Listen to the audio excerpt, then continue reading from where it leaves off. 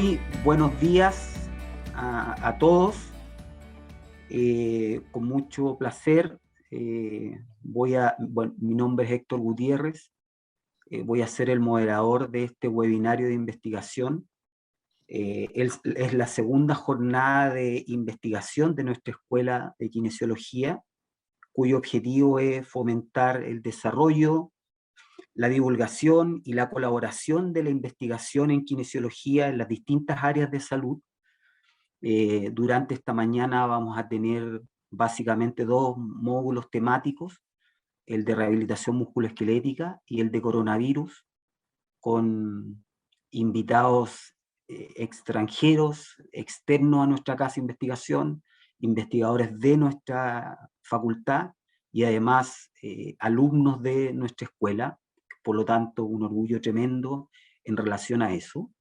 Y voy a dejar con las palabras de inicio, de inauguración de la jornada, a nuestro director de escuela, el señor Andrés Orellana Uribe, director de la Escuela de Kinesiología de la Universidad de las Américas. Andrés, te dejo la palabra. Muy bien, muy buen día a todos. Gracias, Héctor.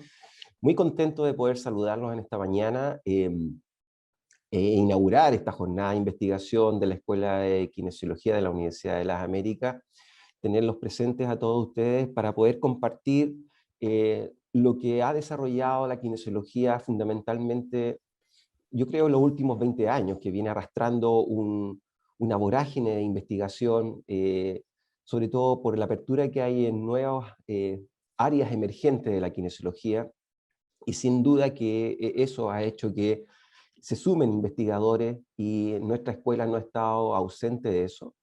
Tenemos un capital humano increíble al interior de nuestra escuela, y eso hace fomentar, ¿cierto?, el desarrollo de nuestra profesión. Creo importante de que todo lo que nosotros hacemos desde el punto de vista kinésico tenga un refuerzo, tenga un fundamento, tenga una base de sustentación científica, con evidencia.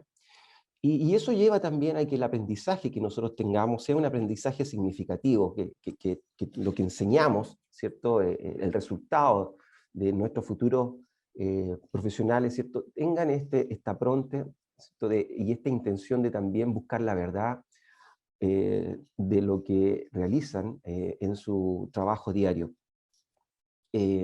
Quizá hace más de 20 años atrás no se hablaba tanto esto del aprendizaje basado en la evidencia.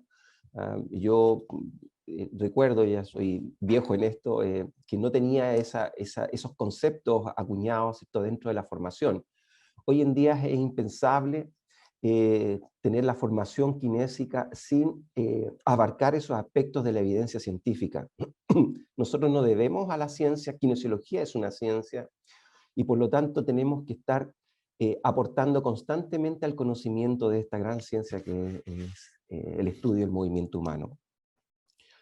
Desde ya hace más de 2 décadas que el avance en la búsqueda de la información a través de Internet, a través de las distintas plataformas de información científica que existen hoy en día, han abierto, han democratizado y han hecho inclusiva toda la información que nosotros tenemos a nuestras manos, a nuestro alcance, y eso, por supuesto, sin duda ha facilitado que surjan nuevos investigadores, que surjan nuevas líneas de investigación, y que se generen centros, incluso centros que dicho sea de paso, también los tenemos en nuestra universidad, donde se investiga, ¿cierto?, todo lo que es relacionado al movimiento humano. También no puedo dejar de lado todo el avance que existe en lo que es la biotecnología, en donde el kinesiólogo también ha cumplido un rol fundamental con todo el aporte que tiene y que entrega desde el conocimiento de la anatomía, de la fisiología, de la biología, de la biomecánica y del tratamiento de las diversas patologías, no solamente focalizado en el área musculoesquelética, como era tradicional hace ya 4 décadas atrás. El kinesiólogo tiene un importante rol en otras áreas de desarrollo potentes y que son pilares en la formación de todo kinesiólogo hoy en día a nivel mundial. Me refiero al área cardiorrespiratoria, a las enfermedades crónicas no transmisibles, a la ergonomía, a todo lo que tiene que ver con la salud de la mujer, ¿cierto? Entre otras áreas, en la parte neurológica, por supuesto, entre otras áreas que podríamos destacar. Sin embargo, creo que el llamado que hace la investigación es crear nuevas fuentes de desarrollo en la kinesiología. Buscar todavía respuesta a muchas de las aplicaciones y muchos de los métodos que todavía nosotros vamos a seguir utilizando y que quizás necesitan todavía la validación científica y la evidencia para poder desarrollarla con plena capacidad y con plena explicación de lo que nosotros hacemos. Ahí está nuestro objetivo, nuestro propósito, y por supuesto yo creo que uno de los objetivos que busca esta jornada es justamente eso, poder entregar una evidencia, valga la redundancia, de lo que significa el trabajar en investigación, en fortalecer esta actividad en kinesiología, y nosotros como escuela estamos mandatados moralmente a realizarlo. Así es que, dicho esto, no me queda más que darle las gracias por estar participando en esta jornada. Sean todos muy bienvenidos, ¿ah? Y espero que sea de el total ayuda para ustedes por un lado, y también se sientan gratificados y tengan una muy buena mañana con todas las presentaciones que son de altísimo nivel, tanto de invitados nacionales como de extranjeros. Así que agradecido por vuestra presencia, y le doy pase a Héctor para que continúe con la jornada. Gracias. Muchas gracias, Andrés, por tus palabras. También invitamos dar a nuestra inauguración de nuestra segunda jornada, a dar unas palabras a una persona muy, muy importante en el desarrollo investigativo de nuestra universidad, que es el doctor Hernán Cañón Jones, que él es el director de investigación de la Universidad de las Américas. Hernán, te dejo para que des algunas palabras también de inauguración de nuestra jornada. Muchas gracias, Héctor. Bueno, estimado decano, directores de escuela, directores de carrera, y también queridas y queridos estudiantes. Me pidieron hacer una pequeña introducción, colaboración acá para el inicio de esta jornada de investigación, la segunda versión de esta jornada de investigación en kinesiología. Y les quería solamente contextualizar un poco el tema de la investigación en la universidad, y específicamente en kinesiología. Como ustedes saben, la universidad ya lleva un tiempo en investigación, estamos avanzando a pasos bastante importantes en temas de investigación, sobre todo en el tema de publicaciones. Comienza el 2017 toda esta trayectoria. Hay algunos académicos, justamente como Héctor y su equipo, que llevaba un tiempo más prolongado en la universidad haciendo investigación, pero en el 2017 se crea la unidad de investigación a través de la dirección de investigación, y ha ido creciendo hasta alcanzar un nivel ya de vicerrectoría. Para los que no sabían, tenemos una vicerrectoría de investigación y posgrado, formada muy recientemente, a fin del año pasado, en la cual demuestra el crecimiento que hemos tenido en investigación. Este crecimiento en investigación ha surgido gracias o a través de investigación justamente en áreas específicas que queríamos potenciar, y una de estas que manifestó un crecimiento bastante importante justamente fue a través de kinesiología. ¿Ya? Para que ustedes sepan, la Facultad de Ciencias Sociales y de Salud, actualmente que está reunida, ¿no es cierto? La mayor cantidad de publicaciones y actividad de investigación justamente es a través de la Escuela de Kinesiología con las personas que trabajan en investigación en kinesiología. En ese sentido, se ha apostado justamente a la contratación de académicos investigadores, y así que, como muy bien dijo el director de escuela, tenemos como dos grandes grupos que están trabajando justamente en los temas que ustedes van a abordar hoy día, rehabilitación en kinesiología. Por un lado tenemos el grupo, el centro, perdón, que esperamos que sean prontamente núcleo, de Héctor Gutiérrez y también de la académica Andrea Méndez, que probablemente también la conoce. Y es así que se empieza a generar la investigación. Esta investigación, la investigación, como ustedes saben, tiene una economía diferente y necesita un tiempo de incubación para que se empiecen a ver los resultados. Estos resultados efectivamente se empiezan a ver ya en estos últimos 3 años, fundamentalmente, con mucha más fuerza, y empiezan a generarse estas instancias como las que tenemos hoy día, que son jornadas de investigación, en donde participan, muy gratamente, académicos, personas, ¿no es cierto?, internas, académicos y docentes de la escuela, junto con los estudiantes y con personas, como bien dije recién, externas también, invitadas. Estas instancias nutren, hacen redes y facilitan el entendimiento de muchas veces de preguntas importantes de investigación a través de la conversación, ¿no? Y es por eso que estas instancias son muy valiosas tanto para los estudiantes como para los investigadores, para los académicos que están haciendo la investigación.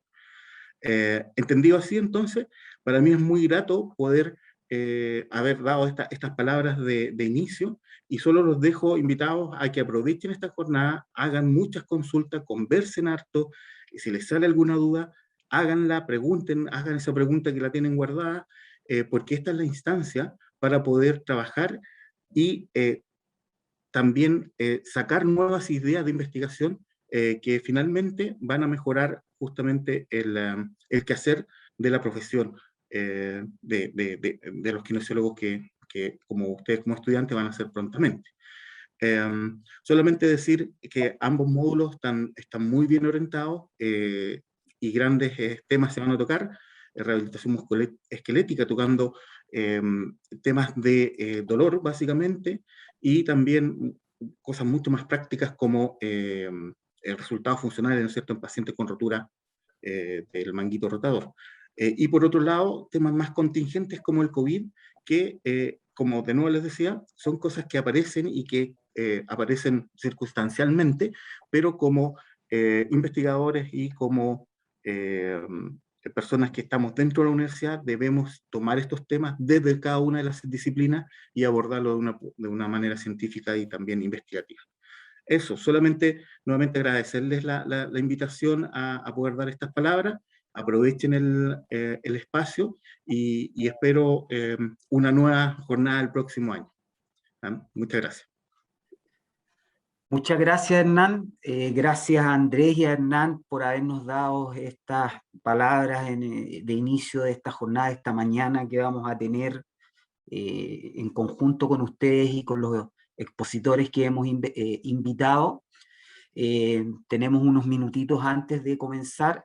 Quiero explicar básicamente cuál es el cronograma de nuestra jornada o webinario, como quieran llamarle. Básicamente tenemos 2 módulos temáticos. El primero de la mañana va a ser de rehabilitación musculoesquelética. Tenemos 3 expositores. Lo que vamos o el cronograma que vamos a establecer son 20 minutos de exposición de cada uno de los invitados, y con posterioridad al finalizar estas 3 módulos, estas 3 charlas, vamos a abrir a una ronda de preguntas. Entonces, les voy a pedir a los espectadores, a los participantes, que vayan haciendo sus preguntas, consultas o inquietudes en la sección habilitada del chat de preguntas y respuestas, y en la medida que los tiempos lo permitan, vamos a ir haciéndole, en este caso yo como moderador, las preguntas a los diferentes investigadores. Esperamos tener el tiempo para poder abordar todas las preguntas que ustedes van a realizar, pero básicamente es como vamos a operar. Por lo tanto, durante la presentación de cada uno de los expositores invitados. Ustedes pueden ir haciendo las preguntas en esta sección para posteriormente, al finalizar, digamos, las tres charlas o exposiciones, ir personalmente haciéndole las preguntas que ustedes han realizado a los respectivos expositores. Vamos a partir entonces la mañana con el tema hipoalgesia inducida por ejercicio terapéutico, charla que va a dar el expositor, el doctor Jorge Fuentes, que es muy grato tenerlo en nuestra casa de estudio. Jorge, quiero hablarles muy brevemente, porque el currículo de Jorge es bastante extenso. Jorge es kinesiólogo, máster y doctor en Ciencias de la Rehabilitación en la Universidad de Alberta, en Canadá. Actualmente es director del Departamento de Kinesiología de la Universidad Católica del Maule. Dejo a Jorge entonces en su presentación del tema hipoalgesia inducida por el ejercicio terapéutico. Bienvenido, Jorge. Muchas gracias. Quisiera saber si me escucha. ¿Se me escucha bien para continuar? Sí, Jorge, se escucha bien. Perfecto. Bien, sí, bueno, lo primero, evidentemente, agradecer la invitación. Para mí también es tremendamente grato el poder estar en este escenario, con esta audiencia. Los que hacemos investigación, evidentemente, disfrutamos de estos momentos y también los necesitamos, ¿ya? Porque evidentemente no se trata solamente de levantar conocimiento, sino también difundirlo. Así que, bajo esa premisa, para mí es muy grato, insisto, el poder estar acá hoy día y contarles sobre un tema que para mí es tremendamente relevante y también creo que para la kinesiología, ¿ya? Particularmente los clínicos, que tiene que ver cómo ¿cierto? Entendemos una de las principales componentes del ejercicio profesional, que es el ejercicio, ¿cierto? Cómo empezamos a entender sus potencialidades más allá que lo que son, ¿cierto? Aumento de fuerza, aumento de flexibilidad, coordinación, ¿ya? Y empezar a adentrarse un poco en las propiedades hipoalgésicas que tiene el ejercicio. Así que ese es básicamente el tema de hoy. ¿Ya? Voy a comenzar, evidentemente, compartiendo la pantalla, ¿ya? Entonces ustedes, por favor, me informan si es que pueden visualizar adecuadamente la presentación. Sí, Jorge, se ve bien. Perfecto, gracias. Bien, como les decía, este es un tema súper relevante, uno de los últimos congresos mundiales de terapia física y también de dolor. Dentro de sus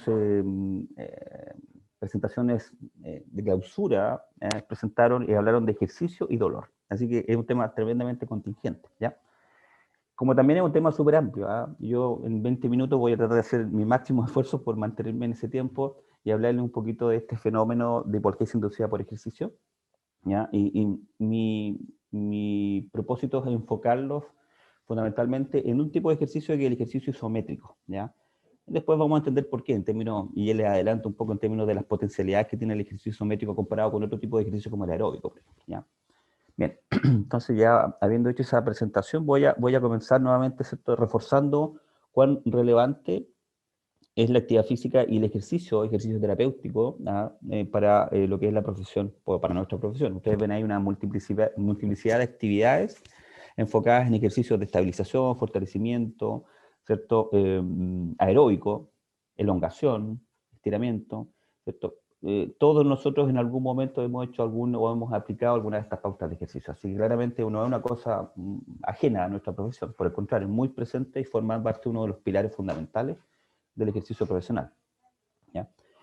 Vamos a comenzar con este caso clínico muy típico, ¿cierto? Un chofer de camión que presenta una hernia lumbar, ¿cierto? Con una leve protusión que, sin embargo, no genera compromiso radicular, pero presenta, fíjense, un componente ahí de dolor importante, sobre todo la actividad deportiva, ¿ya? Se le indica como terapia una pauta de estabilización lumbar, ¿ya? Por un par de semanas. Y fíjese usted que usted lo recibe en su consulta y después de 2 o 3 sesiones, el paciente ya genera una reducción significativa, clínicamente relevante de dolor, de 3 puntos de reducción. Entonces ahí uno se pregunta, ¿cierto? Bueno, ¿cuáles son los mecanismos explicativos acá? ¿Es porque hubo algunos ajustes biomecánicos locales a nivel del segmento? ¿Se mejoró la propiocepción? hubo una mayor extensibilidad, resistencia muscular probablemente, o probablemente un control motor favorecido, o se pudo ser capaz de reclutar específicamente alguna musculatura específica. Es probable que todo lo demás, ¿cierto? ¿Ya? En mayor o menor medida. Sin embargo, ¿qué explica derechamente esa reducción de dolor significativa? ¿Ya? De 3 puntos después de la tercera sesión. Porque evidentemente puede existir algo más, y eso tiene que verse reflejado fundamentalmente, o es en respuesta a lo que se llama la hipoalgesia inducida por el ejercicio, ¿ya? Que de acuerdo a diversos autores en el área ya se ha consensuado en su definición con respecto a definirlo como la disminución en la sensibilidad a la estimulación nóxica o percepción dolorosa reducida como resultado de una actividad física en particular. Perdón. Ahora, el tema de hipoalgesia inducida por ejercicio, desde su origen, ¿cierto?, ha involucrado una gran cantidad de evidencia, específicamente en el ejercicio aeróbico, una evidencia sostenida, particularmente en deportistas de elite, estos corredores, ¿cierto?, de track field, o de estos que esquían en los campos de hielo en Noruega, ¿cierto?, en Escandinavia, donde ahí comienza una gran cantidad de evidencia indicando que el ejercicio aeróbico claramente es capaz de montar los umbrales de dolor de sujetos que hacen la actividad. ¿Ya? Hay mucha evidencia. Pero como les decía anteriormente, yo me quiero enfocar hoy día en el ejercicio isométrico, ¿ya? Que es una de los comodines, digo yo, para el kinesiólogo y lo que es la práctica clínica. También indicar que dentro de este fenómeno también hay evidencia respecto al ejercicio de resistencia, pero claramente los dos grandes tipos se enfocan particularmente en el aeróbico y también últimamente en el ejercicio isométrico en nuestra disciplina, ¿ya? Si uno, por ejemplo, mira alguna evidencia ya un poco antigua, pero bastante influyente y fundacional en esta área, se determina que sujetos que hacen ejercicio isométrico o que practican isometría responden favorablemente con umbrales de dolor aumentados con ejercicios que son de alta o de baja intensidad, ¿ya? Particularmente en Benemt indica que se obtiene una mayor isometría, perdón, una mayor hipoalgesia cuando se trabaja con baja intensidad de la isometría, 25% de la fuerza isométrica máxima voluntaria, pero de larga duración, o sea, hasta que se agote el músculo, hasta que ya no exista la capacidad de mantener la contracción, ¿ya? Acá hay, dentro de la misma dinámica, ¿cierto?, hay un estudio que compara dos protocolos. Por un lado, si nos vamos arriba en la parte superior, vemos, ¿cierto?, que se evalúa, por un lado, el umbral de dolor y cambios en dolor, en el gráfico de la derecha, antes y después de 3 contracciones voluntarias máximas, ¿ya?, de cuádriceps.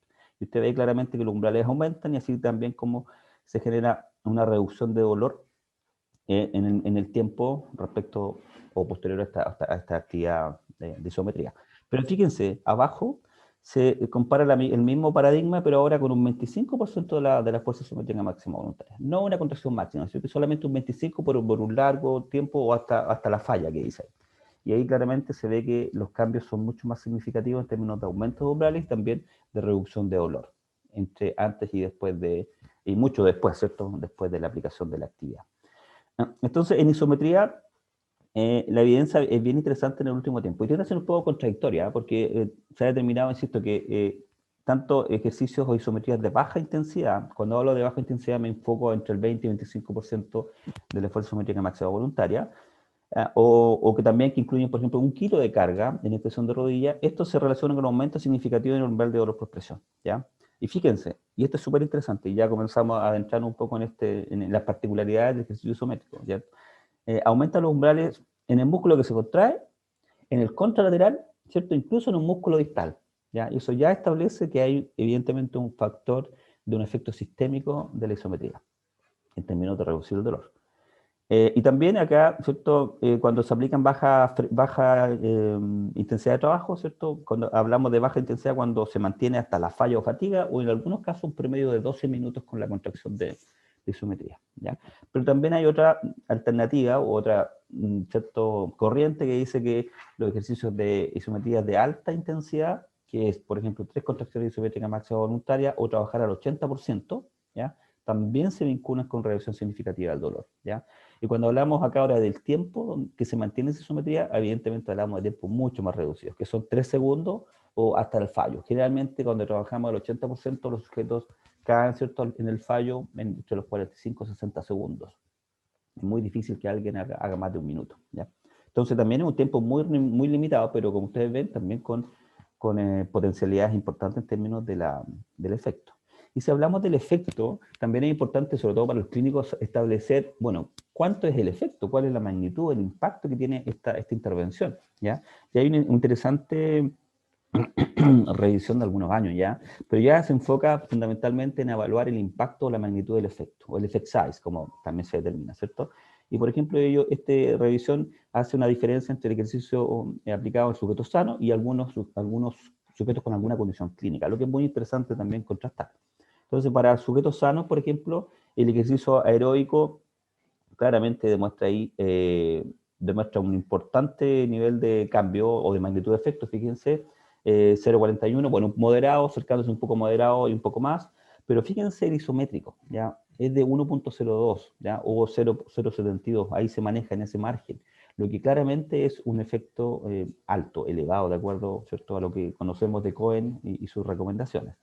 Y también, fíjate, el ejercicio de resistencia también determina importantes impactos o efecto, o magnitud de efecto, ¿ya? Ahora, en dolor, sujetos que tienen dolor crónico o alguna condición clínica, si ustedes se fijan, cae un poco lo que es el impacto del ejercicio isométrico, pero se mantiene el del aeróbico y también el de resistencia, ¿ya? Entonces, esto determina que el ejercicio en todas sus dimensiones o tipos generan impactos significativos, ¿cierto?, en lo que es la reducción del dolor. Ahora, ¿por qué ocurre esto? ¿Cuáles son los mecanismos explicativos? Son diversos, ¿ah? Y de hecho esta última revisión del 2020 claramente así lo presenta. Hay una multiplicidad de factores y de mecanismos involucrados. Por lejos, uno de los más conocidos desde el inicio es la participación de opioides, ¿cierto? Beta-endorfinas, ¿cierto? Encefalinas liberadas posteriormente al ejercicio, ¿ya? Particularmente ejercicio aeróbico. Pero también hay otros elementos como, por ejemplo, el sistema autonómico, sistema nervioso autónomo, y particularmente ahí hay un aspecto que quisiera hacer mención, lo que es la regulación cardiovascular.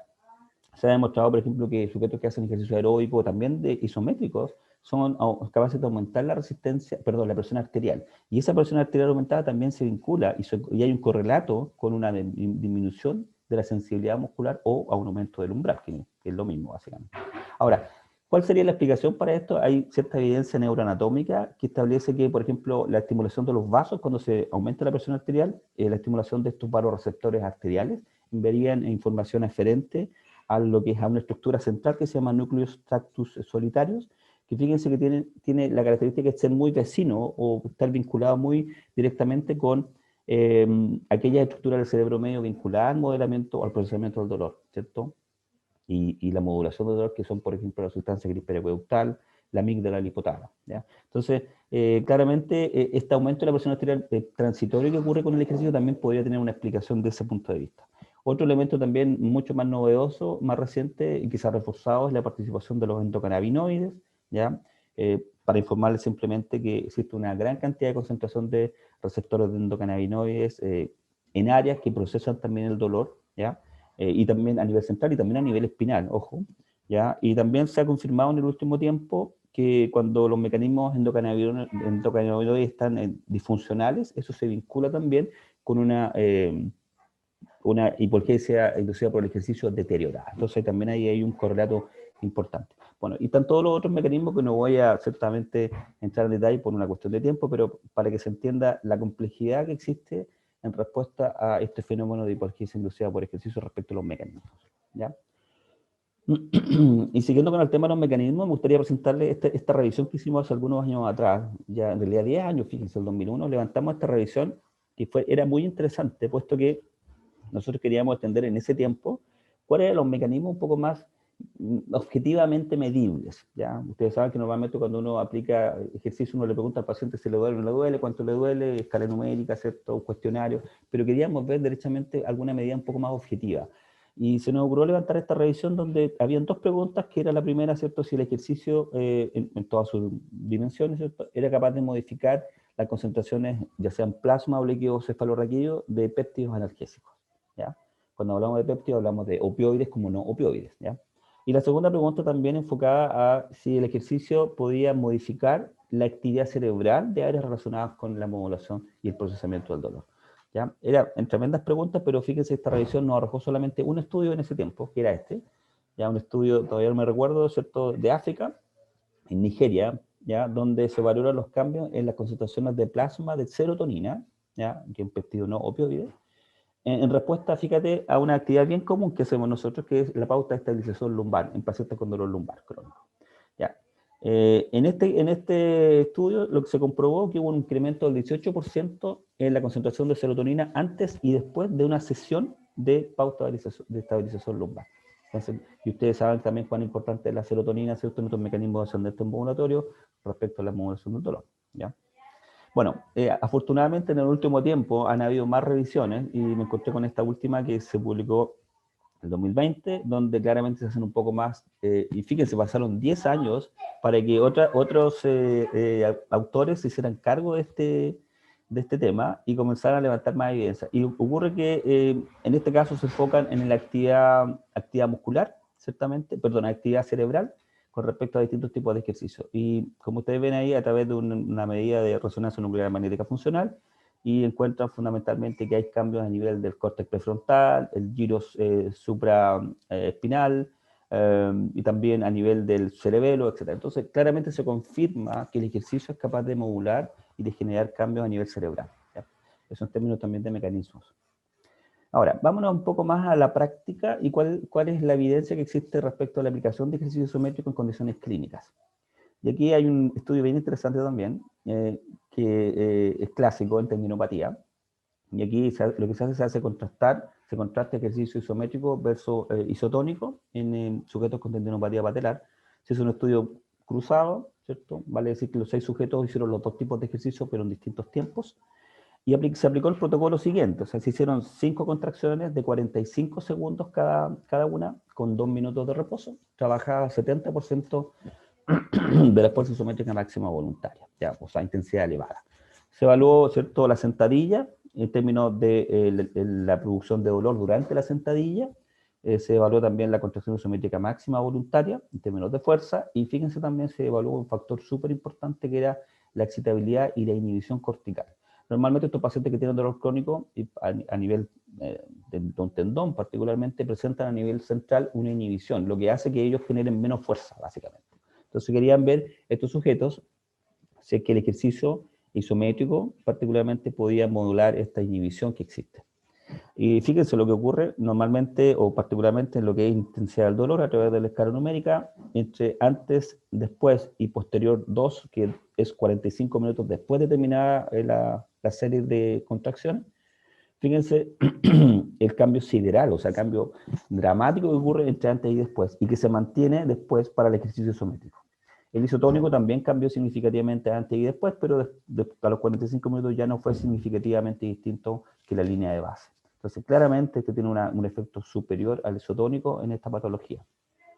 Y aquí vemos la segunda variable, que es la inhibición cortical, y vemos claramente que el isométrico tiene un mayor componente de control de esta inhibición cortical por sobre el isotónico. ¿Ya? Entonces, lo que se concluye acá es que la contracción isométrica es capaz de disminuir inmediatamente el dolor del tendón, y que se mantiene incluso esta hipogesia hasta 45 minutos terminada la serie. ¿Ya? Y claramente, fíjate también, la contracción isométrica es capaz de aumentar la fuerza, en términos de contracción isométrica máxima voluntaria, en un 19%. Y también, finalmente, la contracción isométrica también disminuye esta inhibición, por tanto, es capaz de hacer más fuerza o generar más fuerza. Entonces, tiene mucho sentido eso. ¿Ya? Estudios más recientes también hablan ahora de otra condición como la artrosis de rodilla, y aquí lo que se hace es se compara el ejercicio aeróbico versus el isométrico. Ahí ustedes pueden ver, ¿cierto?, los distintos parámetros, y en ambos modalidades de intervención fueron efectivas, o sea, ambas aumentaron, ¿cierto?, el umbral de dolor por presión posterior a la actividad. Y uno de los últimos que tiene que ver es con el síndrome de latigazo, y aquí también se aplica una pauta de ejercicio de isometría en base a una sentadilla, ¿cierto?, mantener la sentadilla por algún tiempo. Y aquí también lo que se concluye es que en estos pacientes que son portadores, ¿cierto?, de dolor y de capacidad moderada, estos posterior al ejercicio son capaces de aumentar su umbral de dolor o una sensibilidad reducida, que es lo mismo. Fíjense a nivel cervical medido y también a nivel del tibial anterior, lo que también confirma la importancia que tiene la isometría para generar un efecto sistémico. Ahora, les quiero contar brevemente lo que nosotros hemos realizado en términos de evidencia local en este fenómeno y específicamente en isometría. Nosotros hemos levantado algunos estudios que son básicamente tesis de pregrado en, en la universidad donde yo trabajo, perdón.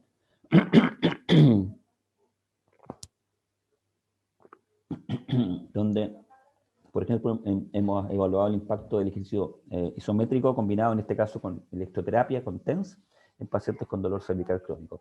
Este fue un estudio aleatorizado, piloto, porque si ustedes se fijan el tamaño mostrado fue bastante bajito, solamente 8 individuos por grupo, pero quisimos ver si el ejercicio combinado al TENS podía tener un efecto superior a cada una de las modalidades por separado. Aquí vemos lo que es discapacidad, ¿cierto? Hubo cambio en todos los grupos y también el umbral de dolor por presión también aumentó, no tan significativamente en los grupos, pero sí la intensidad del dolor bajó, ¿ya? Bajó importantemente en varios de los grupos. En los 3 grupos activos menos el grupo control. Pero no pudimos concluir de que sumando el ejercicio al TENS era mejor que el TENS o el ejercicio por separado. Evidentemente nos faltó ahí un mayor poder estadístico tal vez, no tal vez, ¿cierto? Ciertamente respecto al tamaño muestral, pero era un buen intento para ir evaluando el impacto que tienen generalmente intervenciones que utilizamos comúnmente nosotros en nuestras terapias, que son la combinación de agentes físicos, ¿cierto? Con el ejercicio. Hay otra tesis que también levantamos, en este caso para evaluar el ejercicio isométrico, el umbral de dolor por presión, en sujetos sanos, y ahí vimos claramente, y comparamos el 25, trabajando el 25% versus el 80% en aumento de umbral de dolor, versus un grupo, una condición control. Este fue un estudio cruzado también. Lo que nosotros confirmamos acá básicamente, que el 80% fue mejor que el 25% en aumentar el umbral de dolor por presión, medidos a nivel local, contralateral y distal también. Una tesis también que está pronta a defenderse este mes, espero, es una tesis que levantamos en el Magíster de Kinesiología, un estudio bien interesante sobre el ejercicio isométrico en dolor crónico de hombro. También evaluamos distintas variables. Fue un estudio un poco más potente porque fueron 82 sujetos que se dividieron en 2 grupos aleatorizados, ¿cierto? En isométrico al 20% y isométrico al 80%, ¿ya? Y acá está básicamente la intervención, 5 sesiones de ejercicio isométrico de rotadores externos de hombro, ¿ya? Al 20 o al 80%.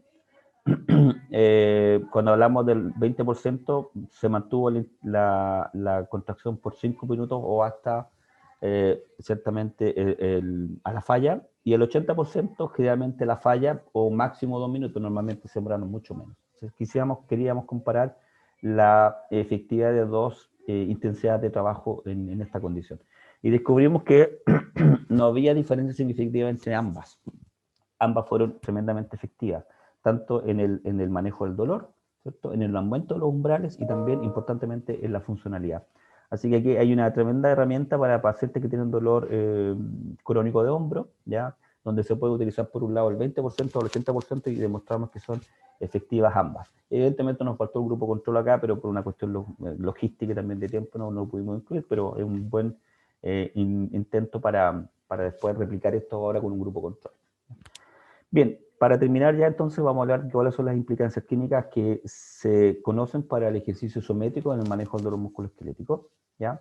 Es muy importante entender de que el ejercicio isométrico produce una respuesta sistémica, ¿ya? Que significa en otras palabras que la hipoalgesia no solamente se localiza o está enfocada en el área local, sino que también, o donde se contrae, sino que en áreas que no se están ejercitando. Y eso es tremendamente potente porque como ustedes saben, hay condiciones que no se permite hacer eso, ¿ya? O trabajar un área local, ¿ya? Entonces, esta evidencia demuestra, ¿cierto?, que la mayor hipoalgesia siempre se obtiene en el músculo que se contrae, ¿ya? Versus el contralateral y el segmento distal, ¿ya? Pero aún así existen cambios a nivel contralateral y también distal, lo que no son menores, ciertamente. Y esto, insisto, es fundamental muchas veces cuando tenemos, por ejemplo, un sujeto con una articulación o con una cirugía en su rodilla donde se nos imposibilita contraer el músculo cuádriceps afectado y uno debería contraer, ¿cierto?, trabajar probablemente el contrario, ¿ya? Y de igual forma vamos a tener efectos significativos. Ahora, el desafío no menor es explicarle al paciente por qué, ¿cierto?, se está trabajando la extremidad izquierda cuando la afectada es la derecha, pero bueno, ese es un tema distinto, ¿ya? Nuevamente, el ejercicio isométrico es una herramienta tremendamente versátil, diría yo, porque permite trabajar con intensidad de trabajo bajitas como elevadas también, comparado, por ejemplo, con el ejercicio aeróbico, que para determinar cambios significativos en hipoalgesia, tú necesitas generalmente trabajar al 70 o un poco más, 75% del VO2 max. Lo que se hace escasamente aplicable en una población adulta mayor, por ejemplo. Personas mayores, difícilmente usted les puede subir a un ciclorrómetro a trabajar en esa intensidad de trabajo, pero sí lo puede trabajar en una camilla, ¿cierto? Y trabajar con isometría al 20%, ¿ya? Es igual de efectivo. Bueno, ahí están las distintas condiciones clínicas donde el ejercicio isométrico ha demostrado efectividad: artrosis de rodilla, tendinopatía patelar y últimamente, ¿cierto?, nosotros en lo que es dolor lumbar, perdón, dolor crónico de hombro, ¿ya? Con esta nueva evidencia que nosotros levantamos el año pasado.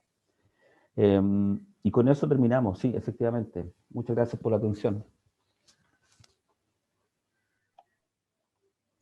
Muchas gracias a ti, Jorge, por esta excelente presentación que nos haces. Te pediría, le pediría a los integrantes, o sea, a la concurrencia, a los espectadores, que por favor nos hicieran sus preguntas, porque Jorge nos abrió la puerta para varias inquietudes en relación a su excelente presentación.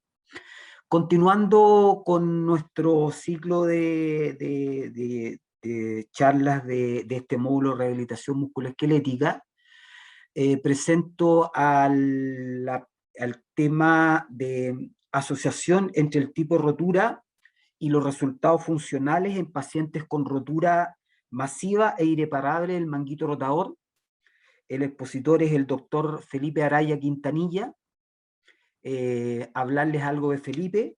Felipe es kinesiólogo, magíster en Medicina y Ciencias del Ejercicio de la Universidad Mayor, es magíster en Investigación Sociosanitaria y doctor en Investigación Sociosanitaria de la Universidad de Castilla-La Mancha en España. Es investigador del Centro de Investigación de Rehabilitación en Salud CIRES de nuestra casa de estudio y además es coordinador académico de la Dirección de Investigación de la Universidad de las Américas. Te dejo, Felipe, para que nos puedas presentar tu trabajo. Muchas gracias por tu presencia. Hola, buenos días. ¿Se escucha bien? Sí, se escucha bien. ¿Sí? ¿Está bien? Ok, muchas gracias por la presentación. Voy a compartir pantalla para... Confírmenme si se ve la diapositiva, por favor, si es que es posible. Sí, Felipe, se ve bien. ¿Se ve bien? Ok. Bueno, gracias por la presentación, profesor. Gracias por la invitación. La verdad es que me invitaron a presentar este trabajo que tenemos la fortuna de haberlo publicado en uno de los journals más prestigiosos del mundo del área del hombro, en Journal Shoulder and Elbow Surgery, y fue parte también de mi tesis doctoral. Es un trabajo que costó mucho, pero le tengo mucho cariño y básicamente es tratar de despejar algunos paradigmas que tengan que ver con la relación entre el daño tisular que puede tener algún tejido y si tiene relación finalmente con los outcomes clínicos o con la sintomatología clínica en esta población de estudio, porque ya se había estudiado específicamente en otras poblaciones de estudio, por ejemplo, en fractura de radio, en dolor lumbar, etc. Así que vamos a ir presentando este trabajo. La idea es que con esta breve presentación podamos dilucidar o abordar, digamos, estas preguntas de finalmente cómo abordamos la rotura en relación a los tipos de ejercicios que se pueden realizar. Vamos a dar algunas, básicamente, el protocolo de ejercicio que utilizamos en este estudio y que también lo más importante es qué factores o qué variables pueden influir en la mejoría o la predicción de la mejoría, ¿cierto?, de pacientes con rotura masiva e irreparable del manguito rotador. A modo de introducción, ¿cierto?, considerar y mencionar que esta condición clínica es una condición raramente aguda o traumática, es de origen más degenerativo y que tiene implicancia directamente en cambios estructurales anatómicos que se generan en el espacio subacromial, y algunos de ellos son los que están acá, como la retracción miotendinosa, ¿cierto?, infiltración grasa en uno o más de los músculos del manguito rotador, y la subluxación glenohumeral. Básicamente eso es la migración de la cabeza humeral hacia superior y anterior, haciendo que el espacio subacromial disminuya incluso en menos de 7 milímetros. Y eso obviamente puede generar un conflicto y una compresión de estructura. En relación al manejo, hace un momento o hace unos tiempo atrás era controversial, básicamente porque los pacientes añosos se sugería que tuvieran una indicación quirúrgica. Sin embargo, al ir viendo el comportamiento de la sintomatología, que puede ser variable, asociado a las comorbilidades que pueden presentar estos pacientes y a otras variables de estilo de vida, muchas veces se indicaba el manejo conservador. Sin embargo, no existía una estandarización tampoco en relación a cómo se comportaban según el tipo de rotura y también cómo se comportaban en relación a estas comorbilidades y finalmente cómo impactaban en el pronóstico de estos sujetos. Por lo tanto, existía una ventana de incertidumbre en relación al manejo, la prescripción de ejercicio, ¿cierto? Y cómo ponderaba finalmente estas variables de estilo de vida o demográficas en el desarrollo de la enfermedad y en los outcomes clínicos o la sintomatología de estos sujetos. Por lo tanto, era poco clara la relación que existía entre los cambios anatómicos finalmente en el deterioro anatómico y la funcionalidad en este tipo de población.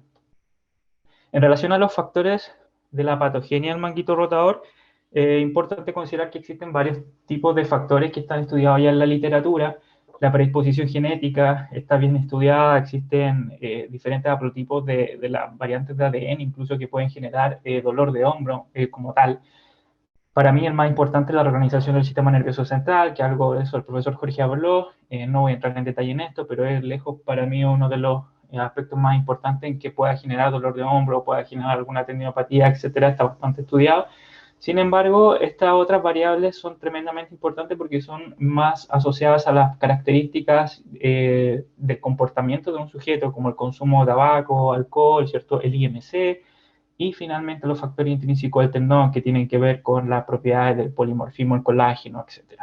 Entonces, hasta un tiempo atrás no se sabía cómo ponderaban finalmente, por ejemplo, estas variables, el consumo de tabaco, alcohol y IMC, ¿cierto?, en relación a la sintomatología de este tipo de pacientes. Por lo tanto, tenemos una alta variabilidad de síntomas que podía incidir en el pronóstico.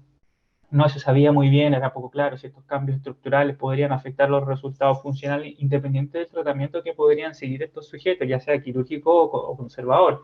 Y a la fecha no había estudios prospectivos que habían estudiado el efecto de un programa tampoco de terapia física o de ejercicios estandarizados y que hayan considerado la influencia de diferentes factores de estilo de vida en la recuperación de este tipo de sujetos.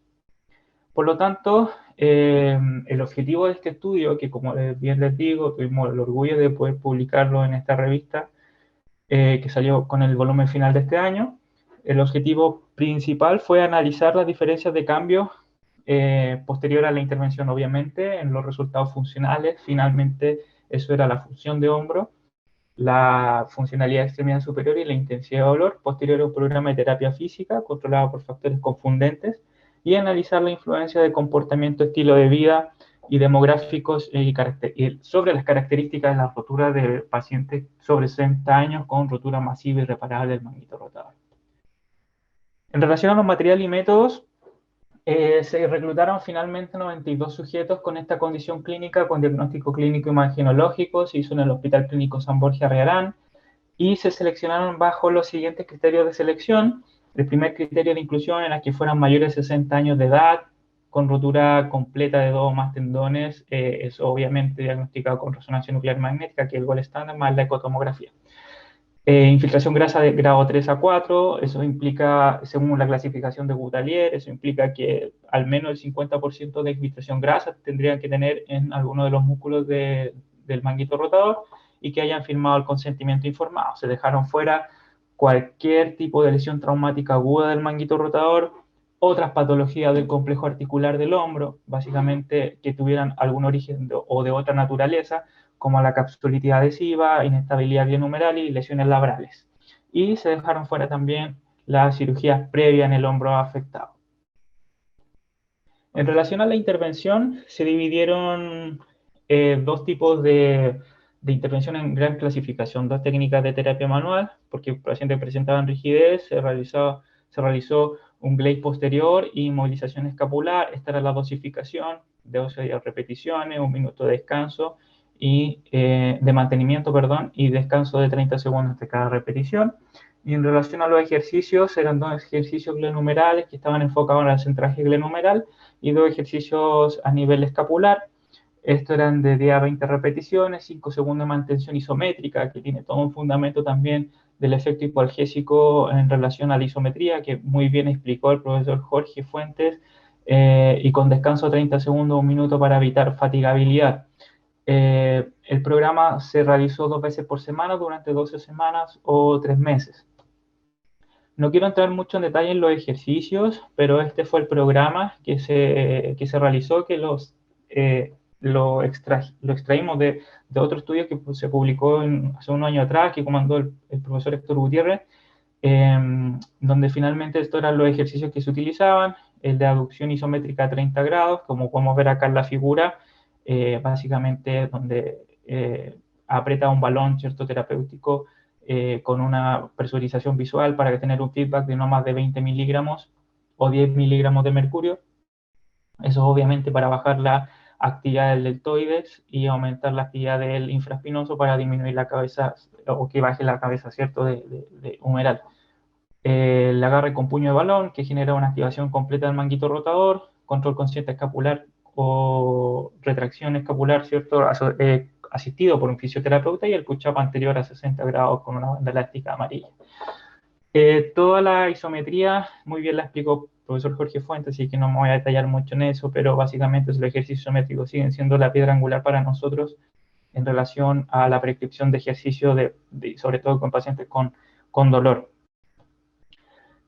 En relación a la clasificación que utilizamos para categorizar a los pacientes con rotura masiva irreparable, ocupamos una clasificación que no se había hecho en ningún otro estudio y es el gran plus o potencial, creo yo también, de este estudio, que fue esta clasificación de Collin, en donde clasificamos a los pacientes según la característica topográfica de dónde se puede, o dónde está el tendón dañado, básicamente, y donde se clasifican en 5 tipos, tipo A, B, C, D y E, en donde vemos de manera descriptiva dónde está el tendón dañado, y la idea también era ver si es que existía alguna diferencia en el pronóstico o en la mejoría, ¿cierto?, según el tipo de rotura que tuviera, según esta clasificación, y se mejoraba la predicción, ¿cierto?, de estos resultados funcionales. Anteriormente solamente se utilizaban clasificaciones según el tamaño del desgarro, por ejemplo, lo que no nos indicaba mucho en relación a la mejoría, ¿cierto?, o la prescripción incluso de tipo de ejercicio. Las variables que se consideraron para el estudio fue la función de hombro, que se valoró con el cuestionario Constant-Morley, la funcionalidad de extremidad superior con la escala visual, perdón, con el cuestionario Dutch, y la intensidad de dolor con el EVA. Se consideraron variables sociodemográficas y variables de estilo de vida, que fue el consumo de tabaco, consumo de alcohol, y el IMC también. En relación al análisis de datos, no voy a entrar mucho tampoco en detalle en esto, pero se realizó un análisis de covarianza, estratificado, ¿cierto?, por los tipos de rotura, y una asociación, para determinar las asociaciones, finalmente el modelo de regresión lineal múltiple con las asunciones que se necesita finalmente para poder realizar ese análisis, que es la colinealidad, la homostesidad, etc.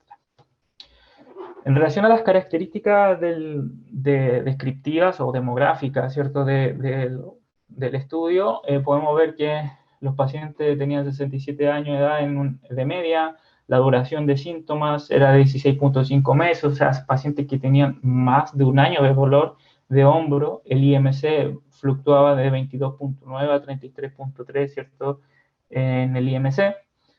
Podemos ver acá de forma de la frecuencia y número el consumo de tabaco, consumo de alcohol, que finalmente se dicotomizó la respuesta de esta variable, y la ocupación laboral también que ocupaban los pacientes, que en este caso en mayor frecuencia y porcentaje eran asesoras del hogar. También, como les comenté, la idea era estratificar por tipo de rotura. Tenemos los datos, ¿cierto?, de la rotura tipo A, tipo BC y tipo D y E. Por tamaño muestral, existían pocos pacientes con rotura tipo C y tipo E, por lo tanto se decidió unificar el tipo B y C y D y E para no perder esos datos o perder esas observaciones finalmente. Cuando vamos a analizar la diferencia de cambio en los resultados de las variables de estudio en relación a los valores basales y posterior a las 12 semanas de tratamiento, podemos ver que en el Constant-Morley, tanto para el DASH y para el EVA, mejoraron de forma importante y significativa. O sea, independiente del tipo de rotura, ya sea tipo A, tipo BC y tipo DIE, todos los pacientes mejoraron en relación al Constant-Morley, en relación al DASH y en relación a la intensidad de dolor, y también independiente del modelo de ajuste que se utilizó, modelo 1, modelo 2, modelo 3, que acá abajo lo pueden ver por qué tipo de variables se ajustaron. Sin embargo, lo interesante fue que al comparar los tres tipos de clasificaciones, o es la estratificación de las roturas, no hubo ninguna diferencia estadísticamente significativa. Por lo tanto, esto ya nos indica o nos da una orientación de que el tipo de rotura, independiente de cuál sea, no importa mucho para la mejoría clínica de cada una de estas variables. Lo que lleva a pensar de que el daño estructural o la rotura finalmente es un factor o una variable independiente en relación a la mejoría clínica de este tipo de pacientes. Cuando vamos a ver el análisis de regresión y vemos finalmente los potenciales predictores, que eran todas estas variables que consideramos en relación a los modelos de ajuste, podemos ver que en el modelo 1 hubo una asociación significativa entre el IMC y todos los resultados funcionales. El modelo 2 hubo una asociación significativa, nuevamente el IMC, con el Constant-Morley y con la intensidad de dolor. La duración de síntomas, nuevamente una asociación significativa con todos los resultados funcionales, y en el modelo 3 una asociación significativa entre el sexo y el Constant-Morley, el IMC con el Constant-Morley y con la intensidad de dolor. La duración de síntomas, nuevamente hay una asociación significativa entre todas las variables funcionales, y el consumo de tabaco se asoció de forma significativa con el Constant-Morley. Sin embargo, si ustedes ven o se fijan en el modelo 2 y 3, y se introdujo la variable de forma nominal, ¿cierto? La rotura del manguito rotador, no hubo diferencia estadística, no hubo asociación significativa de forma importante en casi todas las variables clínicas. Por lo tanto, esto confirma lo que encontramos en el análisis anterior, que la rotura es una variable o un factor independiente para la mejoría clínica de estos pacientes. O sea, no existe una asociación entre la rotura y finalmente los resultados funcionales en pacientes con rotura masiva irreparable del manguito rotador. Por lo tanto, a modo de discusión, vimos que no hay diferencia en los resultados funcionales, ya sea en el Constant-Morley, el DASH, en la intensidad de dolor, la duración de síntomas y los valores basales. Obviamente, cuando se hace un modelo de regresión, se asocian también al cambio, ¿cierto?, al pre-post change, que se le llama del Constant-Morley, DASH y el EVA.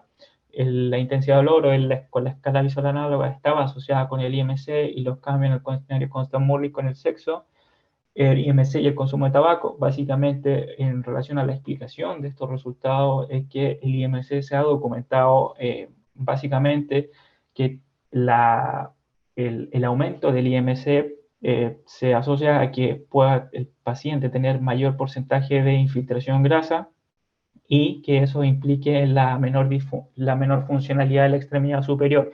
Hay otros estudios que han mencionado que a mayor IMC incluso disminuye un 48% la funcionalidad de la extremidad superior. Por lo tanto, podría ser un factor relevante, ¿cierto?, tal como nosotros también lo comprobamos en la hora del manejo de este tipo de sujetos. Por otro lado, en relación a la reconceptualización del dolor, sabemos que la reorganización del sistema nervioso central podría ser la causa más importante para el desarrollo de dolor de hombro y de otras patologías, independiente de la patología inclusive, que implica finalmente la generación de lesiones, etcétera, etcétera, etcétera, más allá del propio tejido, que cómo impacta en el comportamiento de las variables clínicas, sino que tiene que ver con toda la reorganización del sistema nervioso central. Hay una serie de estudios y cambios anátomo-funcionales y bioquímicos que avalan esto. Y por otro lado también, ¿cierto?, vimos que la duración de síntomas puede afectar la funcionalidad de hombro. Y esto básicamente, la explicación que le pudimos dar es que la duración de síntomas es una variable que no cambia con el tratamiento. O sea, vale decir, un paciente que tenga 16 meses, como lo tuvimos nosotros, con dolor, no lo vamos a cambiar ese tiempo o ese factor temporal con el tratamiento que puedan recibir estos sujetos. Por lo tanto, esa era la explicación o la tesis que nosotros propusimos en la discusión para poder determinar de cómo, por qué podría afectar la duración de síntomas en la funcionalidad finalmente del hombro. Y finalmente el tabaco también se mostró que afectaba la generación de tenocito. Aquí hay algunos estudios, ciertos pivotales que utilizamos para la discusión. Básicamente acá en la figura C podemos ver que en la barra más sachurada, ¿cierto? Existe una mayor desviación de la alineación del colágeno en 3 semanas y a las 6 semanas en pacientes fumadores versus no fumadores. Básicamente no hay una diferencia estadísticamente significativa, pero es cierto que existe una mayor tendencia a que pueda existir una mayor desviación del colágeno, y lo que sí hubo una diferencia significativa, ya sea en la semana 3 y en la semana 6, es que disminuye la vascularidad o la perfusión, y básicamente eso es porque la nicotina genera una una baja perfusión y finalmente termina siendo una hipoxia en el tejido, y al tener menos oxígeno genera una apoptosis del tenócito y probablemente mayor degeneración del tendón, lo que aumenta una probabilidad finalmente de la rotura del tejido. Por lo tanto, a modo de conclusión, no existen diferencias de los resultados funcionales por tipo de rotura masivo y reparable del manguito rotador, posterior incluso a este programa de terapia física. Existe una asociación de la duración de síntomas, IMC, con todos los resultados funcionales o las variables clínicas que nosotros estudiamos, y una asociación entre el consumo de tabaco y el cuestionario Constant-Morley en pacientes con rotura masiva y irreparable del manguito rotador. Adicionalmente, las características clínicas demográficas, ¿cierto?, y comportamiento estilo de vida podrían considerarse dentro de la evaluación y seguimiento de los pacientes. Creo que es uno de los aspectos más relevantes que se podría sacar como implicancia de este estudio para finalmente decidir si es que se hace una intervención quirúrgica o conservadora y seguir el curso clínico, ¿cierto?, la evolución de la enfermedad. Finalmente, es que estas variables, más allá de registrarla como bitácora clínica, el ver el IMC, ver si es que fuma o no fuma, ¿cierto?, se tome o se ingrese a un algoritmo de decisiones terapéuticas, ya sea por el cirujano, el traumatólogo o fisioterapéutico, para poder ponderar finalmente cuánto pesa esta variable, cuánto importa, y considerarla en la mejoría de estos pacientes. Finalmente pudimos ver que si un paciente fuma y que tiene rotura masiva irreparable del manguito rotador, probablemente su impacto sea diferente a un paciente que no es fumador. Esa es la última slide. Muchas gracias por su atención, por su asistencia. Y quedo atento a sus comentarios. Muchas gracias, Felipe, por tu excelente presentación. Tenemos varias dudas que te las vamos a guardar para el set de preguntas.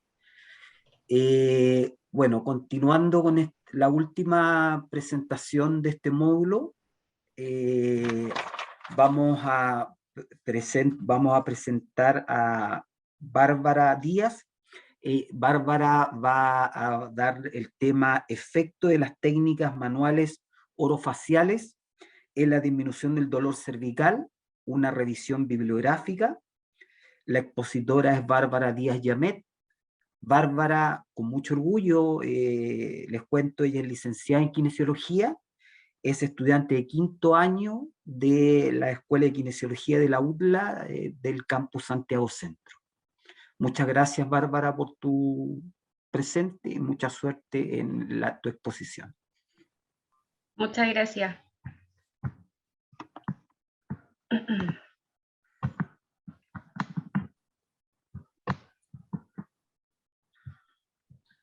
Bueno, me presento, soy Bárbara Díaz y como le mencionaba el profesor Héctor, soy licenciada en Kinesiología y estudiante de 5º año de la carrera de Kinesiología en Santiago Centro. Bueno, para comenzar, comentarles que junto a nuestro equipo de investigación logramos publicar nuestra tesis en la revista de Kinesiología, la cual fue publicada en el primer volumen de marzo de este año. ¿ya? Entonces, para comenzar, como les mencionaba anteriormente, nuestro artículo consiste en una revisión bibliográfica, el cual lleva por nombre Efecto de las técnicas manuales orofaciales en la disminución del dolor cervical. Ya a modo de introducción, les puedo comentar que la prevalencia anual del dolor cervical fluctúa entre el 16,7 y un 75,1%, durando el dolor aproximadamente 6 meses o más en el 14% de los casos, lo que puede desencadenar una restricción del movimiento y principalmente dolor, lo que conlleva a un deterioro en la calidad de vida del usuario. ¿Ya? Esto podría deberse debido a la estrecha relación que existe entre la cabeza, la columna cervical y estructuras asociadas a la articulación temporomandibular. ¿Ya? Hay estudios que han demostrado que las personas que padecen trastornos temporomandibulares suelen tener una extensión limitada del dolor de cuello y al palpar presentan dolor, ya lo que puede deberse a las conexiones neurofisiológicas que existen entre la columna y la articulación temporomandibular. Ya hay algunas técnicas a nivel temporomandibular que han logrado disminuir este dolor cervical, las cuales consisten en algún tipo de masaje, estiramientos, movilizaciones articulares, ¿ya? Por lo que el objetivo de esta investigación va a ser describir a través de la evidencia científica el efecto de las técnicas orales en la disminución del dolor. En cuanto al diseño de esta investigación, corresponde a una revisión bibliográfica con un enfoque cuantitativo, alcance explicativo de tipo secundario. Ya los criterios utilizados para poder desarrollar esta investigación se consideraron solamente artículos en inglés y español, ya que fueran ensayos clínicos aleatorizados y revisiones sistemáticas, ya donde los estudios estuviesen enfocados en técnicas orales que tuviesen usuarios con dolor cervical inespecífico, los cuales se consideraban puntos de gatillo, masaje, entre otras técnicas, ¿ya? Los criterios excluyentes fueron que los artículos no superaran los 10 años de antigüedad, ¿ya? Y que no hubiesen artículos relacionados al tratamiento de ortodoncia y del bruxismo. Bueno, en cuanto a la búsqueda electrónica, las bases de datos utilizadas fueron PubMed, Cochrane y Pedro, ¿ya? Donde la cadena de búsqueda utilizada, las palabras clave fueron el dolor cervical, principalmente dolor de cuello, terapia manual y la terapia orofacial. Ya se seleccionaron los estudios en primera instancia a través del título, ya para luego ser realizados revisados si contaban o no con el resumen, se podría decir, y finalmente se le hizo un análisis exhaustivo a cada uno de los artículos seleccionados. ¿Ya? Para esto se creó una tabla estructurada para cada tipo de estudio, ya sean las revisiones sistemáticas o los ensayos clínicos aleatorizados, los cuales constaban principalmente con algunos datos a recabar que eran el autor, de la base de datos que se extrajeron el autor, los resultados de cada uno de estos artículos y el paciente que se intervino y algún tipo de comparación que pudiese existir entre ellos. ¿Ya? Bueno, con la cadena de búsqueda que nosotros utilizamos, en las distintas bases de datos se recolectó un total de 503 artículos, ¿ya? De los cuales se excluyeron netamente por no contar con el idioma, el año y el tipo de estudio. Mencionar que se buscaban artículos que no superaran los 10 años de antigüedad, ¿ya? En cuanto después se realizó una revisión en cuanto al título, el resumen, quedando un total de 42 artículos a analizar, de los cuales se excluyeron 22, ¿ya? Ya que no contaban con el texto completo o no eran atingentes al objetivo del estudio, ¿ya? Por lo que se analizó un total de 10 estudios. ¿Ya? En las características de esto, teníamos 7 ensayos clínicos aleatorizados, donde la muestra total analizada era aproximadamente 416 usuarios, los cuales eran intervenidos mediante estas técnicas de movilización cervical, terapia manual, cervical y orofacial, ¿ya? Mientras que en las revisiones sistemáticas se analizaron un total de 48 estudios, de los cuales solamente se consideraron ensayos clínicos aleatorizados, ¿ya? Por lo que los resultados demostraron diferentes hallazgos, donde 2 revisiones sistemáticas concluyeron que la combinación de la terapia manual con los ejercicios es más efectiva que la terapia manual por sí sola, ¿ya? En cuanto a un protocolo de ejercicio combinado con respecto a la terapia manual por sí sola, ¿ya?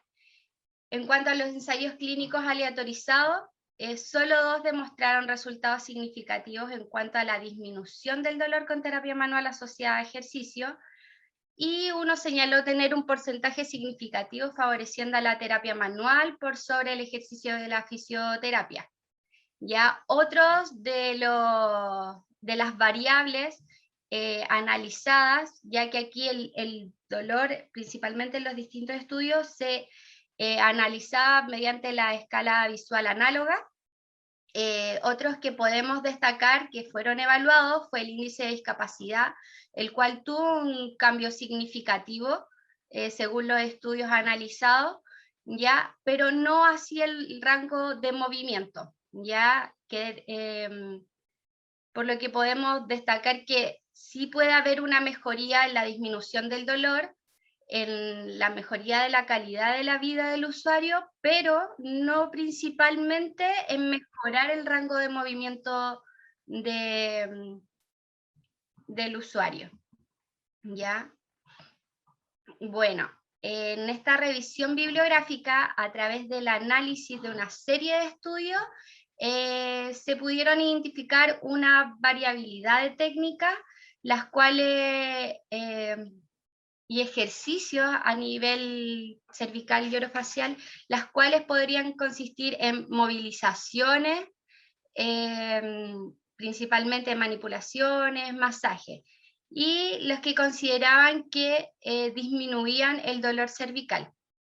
Ya otro estudio mencionaba que era igual de efectivo el realizar un protocolo combinado en el que se consideraran los ejercicios de Maitland, Mulligan, y asociándolo a la flexibilidad y fortalecimiento de cuello, no propiamente tal como técnicas a nivel temporomandibular o cervical, ¿ya?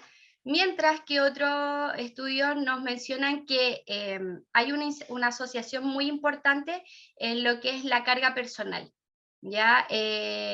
Personal, socioeconómica, que suelen desaparecer de manera espontánea, pero los que perduran en el tiempo podrían deberse a un factor ya más psicosocial y genético, donde la manipulación a nivel espinal tiene muy buenos resultados en la disminución del dolor cervical inespecífico, ¿ya? Todo esto respalda que los fisioterapeutas son los indicados para intervenir, ya que no consideran solamente la terapia manual por sí sola, sino que se considera un complemento en conjunto con la educación, la movilización y los ejercicios. ¿Ya? Bueno, los estudios fueron aleatorizados a través de software, entonces, y sesgado de manera simple y doble, por lo que no hubo tanto sesgo en la adquisición de la información. Ya las revisiones sistemáticas utilizaron variadas bases de datos revisadas por cada autor de la revisión, y en general todo fue bien definido debido a los criterios de inclusión y exclusión para disminuir los sesgos. Por otro lado, las limitaciones del estudio fueron consideradas el idioma, ya que puede existir una gran variabilidad de estudios en otros idiomas, la falta de especificidad en cuanto a las técnicas, cuáles son realmente las técnicas a nivel temporomandibular que puedan causar una mejoría a nivel cervical, y la ausencia de instrumentos para medir el nivel de evidencia de cada uno de los estudios. ¿Ya?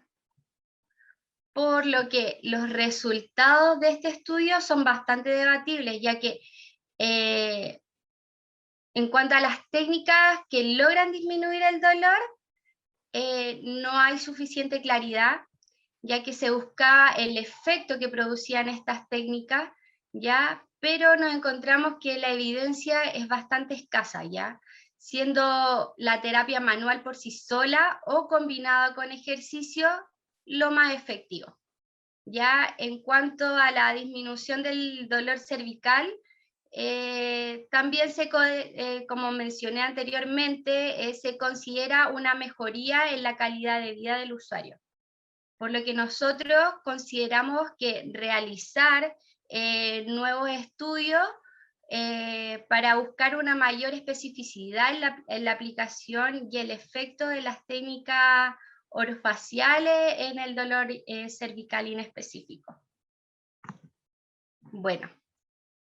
La verdad, súper acotado, pero esta sería la presentación de mi tesis, y espero que si tengan alguna duda me la hagan saber. Muchas gracias. Muchas gracias a ti, Bárbara. Muchas gracias por tu presentación. Vamos a dar inicio a la ronda de preguntas. Ya les pido que si alguno de las personas presentes, de los espectadores, quisieran ir haciendo más preguntas, ya las vayan haciendo en la sección preguntas y respuestas. Yo acá tengo algunas preguntas que he ido seleccionando. Al profesor Jorge Fuentes. ¿Está por ahí, profesor Jorge Fuentes? Acá, disponible por acá, sí. Ya, profesor Jorge, muchas gracias por su presentación. Le tengo una pregunta. En base a este efecto hipoalgésico sistémico del ejercicio isométrico, ¿podríamos estar en condiciones de decir qué es dosis-respuesta o no? No quedó claro porque aparentemente se logra a baja y alta intensidad. Entonces, ¿podría explayarse, por favor? Sí, claro. La evidencia viene, a ver, tiende un poco también a facilitar la terapia. ¿En qué sentido? Como tú bien lo dices, no hay, y la evidencia también lo confirma, no hay una predilección y una preferencia o un predominio de una intensidad de trabajo por sobre otra, ¿ya? Se han hecho distintos estudios en poblaciones sanas, como en poblaciones también con condiciones clínicas, donde, como lo hemos demostrado, ¿cierto? Nosotros también, con esta evidencia nacional, a nivel nacional, hemos demostrado que ambas mejoran. Por tanto, no hay una dosis respuesta. O sea, uno no podría decir, ¿cierto?, que el 25% es menor que el 80%. No, uno no podría decir eso desde esa perspectiva. Sí pueden haber antecedentes que pueden impactar probablemente en estos efectos sistémicos que tú indicas, donde generalmente los de 80%, las dosis más altas, tienden a presentar mayores incrementos en las mediciones de umbrales de dolor en áreas distales. ¿Ya? Entonces es probable que ahí se pueda dar una diferencia, que utilizando intensidades más altas de trabajo podamos obtener un efecto sistémico más poderoso. Pero la evidencia es súper preliminar también, insisto. Acá hay un tremendo tema para seguir trabajando, seguir redireccionando realmente y tomando decisiones, porque no existe una clara definición respecto a cuál es mejor, ¿ya? En tanto en condiciones clínicas como condiciones de sujetos sanos. Sin embargo, lo que uno debería probablemente privilegiar ahí es entendiendo, insisto, que no hay diferencia significativa entre ambos, por ejemplo, como lo demostramos en esa tesis que terminamos de magíster, al menos en dolor de hombro, ahí se puede dar una instancia bien interesante. Recuerda que generalmente en el modelo de práctica basada en la evidencia, uno de los pilares también centrales es las preferencias del paciente, ¿ya? Es lo que dice el paciente, es lo que percibe, lo que piensa. En consecuencia, si tú tienes, por ejemplo, en esta técnica en particular, y hemos demostrado que ambas intensidades de trabajo sirven, tú perfectamente le podrías entrar a negociar, no negociar, pero a entrar a plantear ciertamente y a discutir y a consensuar el tratamiento con un paciente, lo cual es tremendamente potente para el paciente porque obviamente se siente empoderado, se siente parte de la toma de decisión, y eso claramente cumple con uno de los elementos básicos del modelo de práctica basada en la evidencia. Entonces, yo sugiero eso. Y lo otro también importante, si uno, depende del paciente también, pues si estamos hablando de un paciente que le va a costar, ¿cierto?, llegar a una isometría al 80%, trabaja al 25%, no hay problema. O sea, entonces en ese sentido... Es menos tolerada. Exacto. Profesor Jorge, vamos a hacerle las preguntas al tiro y después vamos a pasar por los otros investigadores para no ir... ¿En qué atribuye usted la diferencia en la respuesta hipoalgésica en los sujetos sanos y en los sujetos con patología? ¿Por qué esa diferencia? ¿Por qué los sujetos con patología tienen menos efectos que los sanos? ¿A qué lo atribuye usted? Sí, no hay que olvidar de que los pacientes, particularmente con el paciente con dolor crónico, tienen sus mecanismos modulatorios afectados, deteriorados. Entonces está ultra comprobado ya que pacientes con fibromialgia, por ejemplo, pacientes con dolor lumbar crónico, incluso presentan cambios a nivel de arquitectura cerebral, ¿cierto? Hay cambios morfofuncionales en el cerebro. Y eso claramente va de la mano con que los mecanismos inhibitorios propios, inherentes de nuestro organismo, como son los sistemas descendentes difusos nóxicos, como los mecanismos descendentes modulatorios, se encuentran deteriorados. En consecuencia, claramente el impacto que pueden tener esto, o el efecto que puede tener la terapia, también puede estar disminuida con respecto a un sujeto que es sano y que generalmente es deportista y tiene todos esos mecanismos, ¿cierto?, exacerbados y potenciados versus un paciente con dolor crónico que los tiene disminuidos. Ya. Y la última, profesor Jorge, cuando usted hace su exposición en relación a disminución del umbral doloroso, porque los estudios miden umbral doloroso, ¿qué correlato tiene o qué correlación existe entre umbral doloroso con percepción dolorosa o dolor propiamente tal, que es lo que percibe el paciente? ¿Están relacionados? O sea, evidentemente neurofisiológicamente no es lo mismo, pero en términos de se podría decir que el ejercicio hipoalgésico isométrico disminuye disminuye el umbral doloroso y también la percepción del dolor, o no, o esa correlación no es tan directa. Claro, lo que pasa es que cuando hablamos de dolor hay que entender que es una sensación tremendamente subjetiva, ¿cierto? Hay que partir desde esa discusión de base, una percepción que es totalmente individualizada también, y que también puede estar afectada, influenciada por una variedad significativa de eventos. Cuando hablamos también de algometría, la algometría surge como una instancia, cuando hablo de algometría hablo de umbral de dolor por presión, a eso me refiero, ¿ya? Surge como una instancia importante para poder tratar de objetivar lo que es subjetivo, o sea, tratar de darle un número objetivo a una percepción subjetiva que es el dolor, ¿ya? Entonces, pero al final, igual, te fijas, porque cuando tú aplicas algometría, ¿qué es lo que dice el paciente? El que te dice stop. Cuando tú paras el algómetro y tú mides los kilogramos por centímetro cuadrado por segundo. Entonces, a pesar de que se hacen esfuerzos, igual la percepción final tiene que ver con el paciente. Entonces, en base a tu pregunta, si estamos evaluando percepción, claramente estamos evaluando percepción, porque el paciente es lo que él percibe, lo que siente, lo que él entiende, procesa como un estímulo que no es agradable, que no es un estímulo que es nocivo en cierta medida.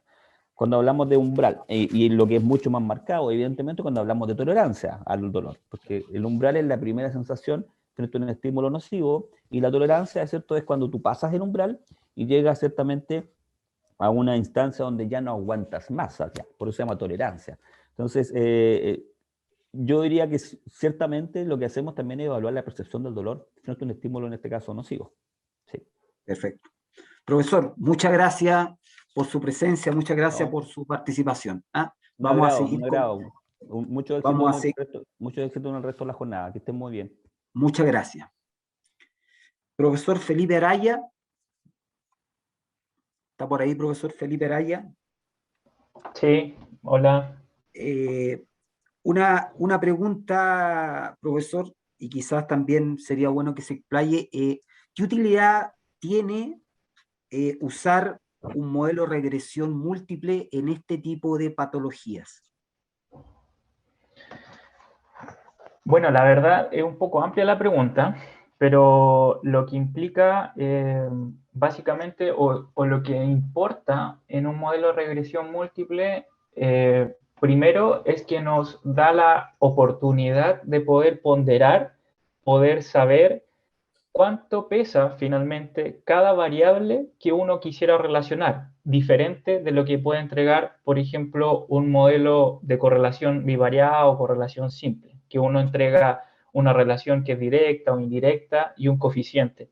Aquí con los coeficientes los coeficientes beta, finalmente que podemos ver la magnitud de cuánto pesa esa variable en relación al cambio de la variable dependiente.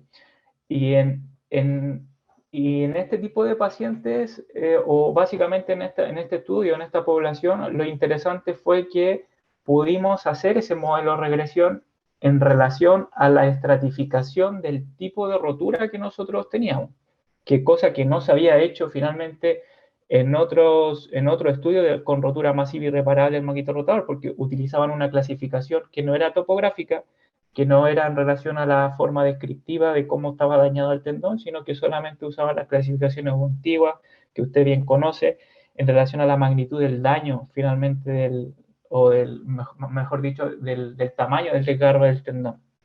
Por lo tanto, un modelo de regresión nos va a entregar, en primer lugar, una ponderación, ¿cierto? Cuánto aporta cada variable de ajuste que nosotros queramos ingresar en el modelo para esa variable dependiente. Y en este tipo de escenario, con la población de estudio, nos permitió hacerlo en una estratificación de pacientes o en la clasificación de pacientes que nosotros utilizamos, que fue la clasificación de Collins de manera topográfica de los tendones según el tipo de tendón dañado finalmente. Ya. Otra pregunta para usted, profesor. Usted habló que los ejercicios podían tener, tal como también habló el profesor Jorge, cambios a nivel cortical. ¿Usted conoce otras intervenciones terapéuticas en nuestra área que sean tan potentes que pudiesen producir cambios a nivel cortical? ¿Y de qué forma el ejercicio terapéutico podría o nos ayuda a estos cambios corticales? Sí, la verdad, bueno, a ver, respondo de atrás para adelante. Primero, a mi apreciación, y tal como también comentó el profesor Jorge, para mí el ejercicio terapéutico sigue siendo la piedra angular o la herramienta más fuerte y potente que tenemos para poder producir finalmente la hipoalgesia y generar estos cambios a nivel cortical que se generan producto del dolor. O sea, en pacientes independiente de una lesión que tengan, independiente de la condición clínica que tenga, van a generar cambios morfofuncionales a nivel del sistema nervioso central, hay un reposicionamiento del mapeo a nivel muscular en el cerebro, existen cambios anatómicos, químicos, etcétera, etcétera, que podríamos estar hablando todo un día de eso. Y en relación a los efectos del ejercicio, se ha documentado, el profesor Jorge lo comentó, en los estudios finalmente primero, que empezaron a mencionar que la isometría a baja carga podría tener efecto importante en esta reversión de cambio. En los estudios de Boni Río, donde pacientes sanos, sí, deportistas, mencionaba que disminuía significativamente un 42% el dolor posterior a una sesión de entrenamiento de entrenamiento isométrico. Y el mecanismo finalmente es central.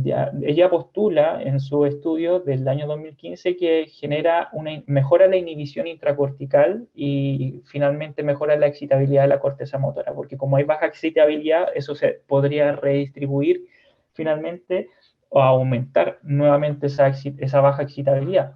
mejora el reclutamiento muscular, haciendo obviamente una reorganización de la actividad muscular deficiente, ¿cierto? Por la descarga de las motoneuronas alfa, ¿cierto? Etcétera, etcétera, que no tenemos, por ejemplo, con los ejercicios de otro tipo, con los ejercicios isotónicos, por decirlo, contracción isotónica, porque esos siguen un patrón de contracción único y que tienen menos variabilidad motora y que no permite la reorganización neuromuscular. Y en relación a los mecanismos de disfunción, claro, como están deteriorados, como bien explicó el profesor Jorge, es difícil finalmente que otras herramientas que actúan a nivel más periférico pudieran generarnos estos efectos, y se ha demostrado, el profesor Jorge lo puede constatar en el Congreso de la IAS, que nos topamos allá en el año 2018, estuvo Catherine Sluka, que es lejos una de las que más también ha estudiado mucho el tema del dolor y ejercicio, y ella menciona que los mecanismos del ejercicio isométrico es la neuromodulación a nivel opioide. Finalmente es porque generan una mayor receptores de receptores a nivel de las motoneuronas, a nivel de la corteza y subcortical, receptores mu, para liberar finalmente opioides, y por otro lado se genera todo un desencadenamiento de la cascada enzimática MPK cíclica, que libera un fosfato para bloquear los canales MDA y así evitar un proceso nociceptivo. Por lo tanto, esos son los mecanismos que hasta ahora se saben con respecto a la modulación de los ejercicios, a la modulación del dolor por el ejercicio, y creo que sigue siendo la mejor herramienta. Y en relación a la primera pregunta, que si tenemos otra herramienta, la verdad es que hay algunas evidencias que son incipientes en relación a qué otras técnicas podrían ayudarnos. Hay algo por ahí en acupuntura, pero se está recién estudiando, porque ahora todas las herramientas quisieran tener o buscar el fundamento a nivel cortical, porque sabemos que como que de ahí viene todo, pero no me atrevería a decir que, o a ser tan categórico como decir que existe una herramienta mejor o otra que pueda hacer, tener los mismos efectos. Finalmente, la otra herramienta que a mucha gente apuesta es la terapia manual, y se ha documentado que la sustancia CRISPR-Cas9 dorsal está atrofiada y el mecanismo inhibitorio es deficiente. Por lo tanto, cuando podríamos ejercer una técnica de terapia manual, no va a ser de tanta utilidad si es que tenemos ese mecanismo que está bloqueado inherentemente por el dolor en pacientes con dolor musculoesquelético. Profesor, acaba de llegar una última pregunta para usted. ¿Cuál sería el factor lesivo más preponderante en este tipo de patología? Como factor causante, bueno, primero entender que estas patologías son de carácter degenerativo, raramente traumático.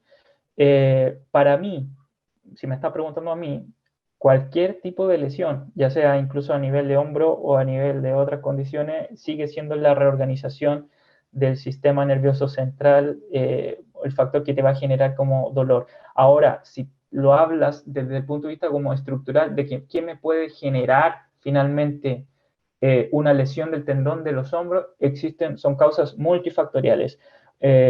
Como tal vimos en la presentación, existen muchos factores y mecanismos que podrían estar incidiendo en la lesión del tendón y que pueda generar una rotura. E inclusive algo que no mencioné mucho, pero existe una revisión del 2017 en donde mencionan los factores genéticos que podrían tener la mayor preponderancia, cerca de un 40-50%, donde cambian las fibras, o mejor dicho, las hebras de ADN, los haplotipos, y que hay diferentes genes que te van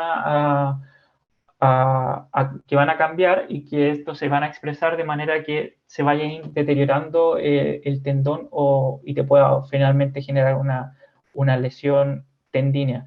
Ahora, sin embargo, a pesar de eso, o a pesar de ello, existen otros factores y que todavía son temas de discusión. Si finalmente una alteración cinemática o un déficit muscular te pueda llevar finalmente a la lesión estructural, o si es viceversa, al revés, si es que la lesión está primero que la disfunción cinemática o el déficit muscular. Pero para mí sigue siendo unas causas multifactoriales. No podría asegurar que una podría pesar más que otra. Sin embargo, lo que dice la evidencia es que un factor genético sigue siendo muy importante para el desarrollo de la lesión del tendón y obviamente la sobrecarga que éste podría tener en función de las actividades propias de cada sujeto. Muchas gracias, profesor. Bárbara, ¿está por ahí? Bárbara, tengo algunas preguntas acá. Dice uno de los espectadores, nos hace dos comentarios. Lo primero, en los estudios se detalla o se describe cómo se hicieron los ejercicios y relacionado a lo mismo.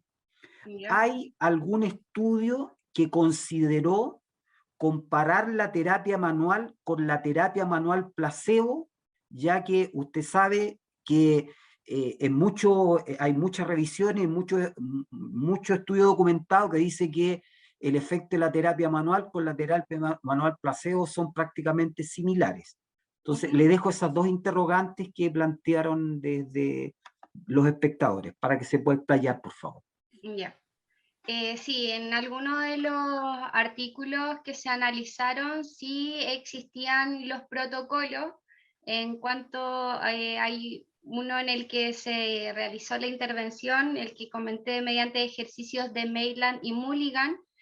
Por ejemplo, en este caso se trabajó también mediante dos grupos, en que un grupo trabajó durante 2 semanas, 5 veces a la semana, realizando ejercicios netamente de flexibilidad y fortalecimiento, y en el otro caso el grupo trabajó también por 2 semanas, pero mediante solamente movilizaciones y netamente ejercicios de Mulligan. Ya hay otros en que se estableció también sesiones por un periodo de 10 semanas, pero como mayor especificidad de cómo se hizo, en sí no había mayor detalle en algunos de estos.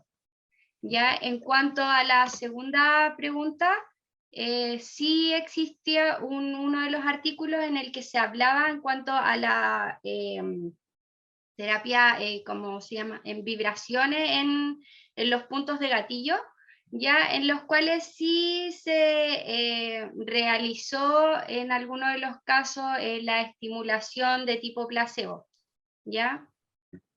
Pero más allá de eso, la verdad es que no nos encontramos con una mayor aplicación en cuanto a la terapia placebo en los distintos tipos de estudios analizados. Ya. Le tengo una pregunta para usted. ¿Podría compartir con yo creo que hay muchos de compañeros suyos de cuarto año presentes como espectadores? ¿Cuál fue su experiencia? ¿Cómo fue su experiencia de tener que realizar una investigación de pregrado para licenciarse con estos tiempos tan difíciles en pandemia, teniendo no acceso a centro? Cuéntenos cómo fue realizar una investigación que es un proceso tan complejo en condiciones normales. ¿Cómo fue para usted, para su grupo de trabajo, hacerlo además en condiciones de pandemia como estuvimos el año pasado? Fue súper complicado porque claramente nosotros teníamos una idea inicial completamente distinta, que usted la tiene más que clara. Nuestra idea era trabajar al principio con dolores lumbar, pero la idea ya de tratar de intervenir a los distintos usuarios, el de buscar un grupo control, se hacía cada vez más lejana la idea de poder intervenirlo.